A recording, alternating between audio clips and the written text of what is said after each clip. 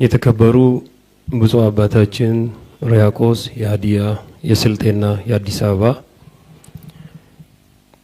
ሊቀ ጳጳስ እንዲሁም የተከበራችሁ የቤተ ክርስቲያን ከፍተኛ አመራሮች፣ የሃይማኖት አባቶች፣ ካህናቶች፣ ምእመናኖች እንዲሁም ወንድሜ ነብዩ የባህልና ቱሪዝም ሚኒስትር ዴታ ለዚህ ሀዘን የደረሰባችሁ በተለይ ለቤተሰቦቹ ለባለቤቱና ለልጆቻቸው ፈጣሪ መጽናናቱን እንዲሰጣችሁ እመኝላችኋለሁ።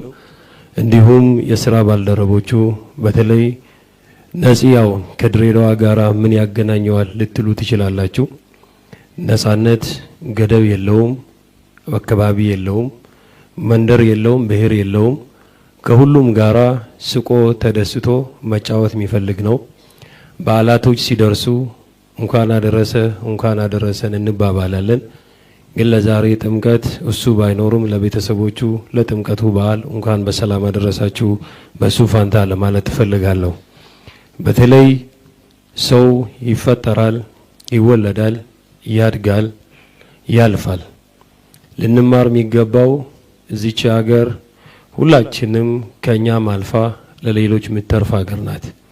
ግን በህይወት እያለን እንገፋፋለን፣ እንሰዳደባለን፣ እንጣላለን እና ሰው እንዲጣላ እንዲገዳደል እናደርጋለን። ይሄ ለማንም አይበጅም።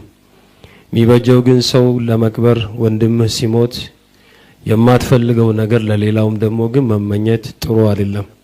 ለራስህ የምትጠላው ለወንድምህም መጥላት አለብህ። ለራስህ የምትወደው ለወንድምህ ደግሞ መውደድ ያስፈልጋል። ለመቅበር እንደዚህ የምንገፋፋው በህይወት ላይ ያለን ደግሞ በዚህ ልክ ብንደጋገፍ የት በደረስን ነበር የሚል ነገር አለኝ።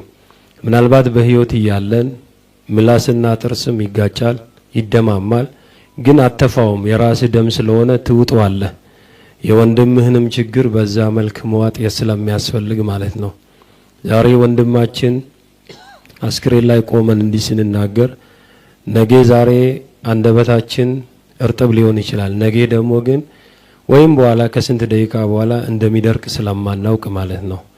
ምናልባት በስራ ዘመን በእኛ እምነትም እኔ ሙስሊም ነኝ፣ ምንም የሚገድበኝ ነገር የለም። ክርስቲያኖች ወንድሞቼ ናቸው። ያለን ማህበራዊ ችግር ግን አብረን ማሳለፍ ነው። የተማርንበትም እንደዛ ነው። አንዱን ጠልተ አንዱ የምትወደው ነገር ስለሌለ ማለት ነው። ሁሌም ፍቅር ያሸንፋል። በሄድክበት ቦታ የፈለገ ሰው ቢያወራ አንተ ማንነትህን እውነታን ፍቅር ይዘህ ከሄድ የትም ቦታ ላይ በፈጣሪ ዘንድም በምድርም ትከበራለህና ሁሉም የሰራውን ስለሚያጭድ ነው። በእኛ እምነት አንድ ጥቅስ አለ። አልማል ወልበኑን ዚነቱል ሐያቱ ዱንያ ይባላል። ልጅና ሀብት ስልጣንና የፈለገ ነገር ቢሆን ላንተ ጌጥ ነው እንጂ ላንተ ዋስትና ሊሆን አይችልም። ስትቀበርም ያ ሀብት አይቀበርም፣ ያ ስልጣን አይቀበርም። ልጅህና ሚስትህ የምትወዳትም ካንተ ጋር አብሮ አይቀበርም። ራቁትህን ትመጣለህ፣ ራቁትህን ትመለሳለህ። ስለዚህ ሁላችንም እስካለን ድረስ ምናልባት ነፂ በምናውቀው በቴሌቪዥን መስኮትም በአካል የምናውቀው ሁሌም ደስተኛ የሚሆን ነው። ግን እሱን ዛሬ ጨክነን ብንወደውም ማስቀረት ስለማንችል ነው። የፈለግነውን ነገር ስለሚከብድ ማለት ነውና ሁላችንም ተራ ይጠብቀናል፣ ማን እንደሚደርሰው ስለማይታወቅ ማለት ነውና በዚሁ ምናልባት ወደ አፈርም ከመሸኘቱ በፊትም የተጣላ ሰውም ካለ እሱ ሳይቀበር ይቅር ማለት ያስፈልጋል። የሱ ላይ ብድርም ያለበት ሰውም ካለ ደግሞ ይቅር ማለት ያስፈልጋል። ንጹህ ሆኖ ከፈጣሪ ጋራ መገናኘት ስለሚያስፈልግ ማለት ነው። አንዳንዱ በዛ ክፋት ልክ ማሰብ ስለሌለብን የሚል ነው። እውነት ነው። እዚህ ያለነው ሁሉ ዛሬ እንዲህ አድምቀን ሲንሸኘው ያንን ጨለማ የአባታቸውን ፈገግታ የሚፈልጉ ደግሞ ልጆችና ሚስቶች አሉ። እዚህም ባይኖሩም ለሀዘንም ቢመጡ ቅድም መምህሩም ብሏል፣ ወንድሜ ነብዩም ብሏል። ቢያንስ ስልክ ራሱ ለሰው ልጅ ጉልበት ስለሚሰጥ ልጆቹን የምታውቁት ቤተሰቦቹን መደወል የሆነ ነገርም ምንም እንዳይሰማቸው ባዳነትም እንዳይሰማቸው ሰው አለው ማለት ራሱ ትልቅ ነገር ነውና እኔ ከምንም በላይ እዚህ የተገኘ ነው ለዚሁ ቀብር ብለን ነው እኔና ወንድሜ ሮቤል እዚህ የተገኘ ነው። ስለዚህ እዚሁ ጋር ሁላችሁም ፈጣሪ መጽናናቱን እንዲሰጣችሁ እንመኛለን። ቤተሰቦቹ ደግሞ አንድ ሰው ሲወሰድ ፈጣሪ ዝም ብሎ አይወስድም።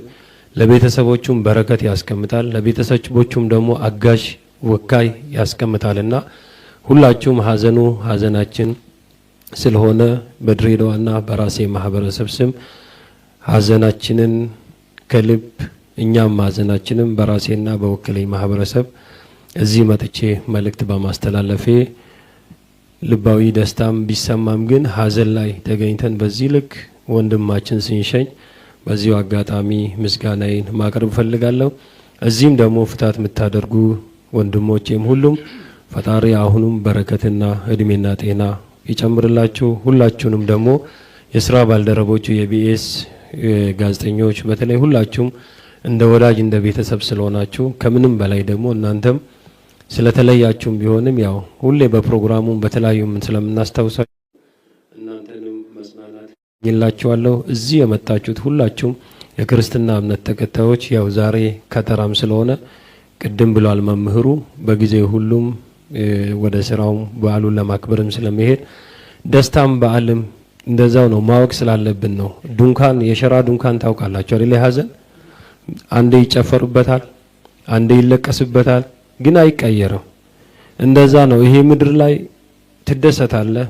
ሰው ልጅ ሲወለድም ለምንድን ነው የሚያለቅሰው? እቺ መከራ ሀገር ላይ መጥቻለሁ፣ ፈተና ሀገር መጥቻለሁ ብሎ ጠባብ መሆኗን ስለሚያውቅ ነው የሚያለቅሰው። ሰው ሲወለድ ያለቅሳል፣ ሲሞትም ያለቅሳል። ስለዚህ እቺ ምድር ለኛም ለሁላችንም የምታስተምረን ነገር ስላለ ሁላችንም ባለን አቅም ሀብታሙም ፈጣሪ የሰጠውም ቆጥሮ አልሰጠውም ደሃን እንዲያስተዳድርበት ነው።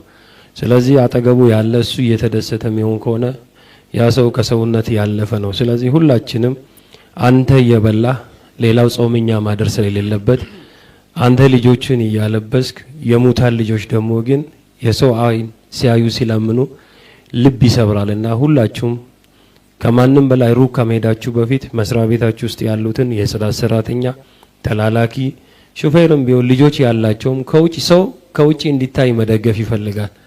የቀኝ እጅ ሲሰጥ ግራ እጅ ማየት የለበትም ነው የሚለውና እኛ ሃይማኖትም ሁላችንም በዚህ መልክ ብንደጋገፍ ብንረዳዳ ከዚህ የተሻለ ማምጣት እንችላለን ብዬ ነው ማስበው። ፈጣሪ እንግዲህ ነፍሱ በአጸገነት እንዲያኖርልን መልካም ምኞትን እመኛለሁ። አመሰግናለሁ።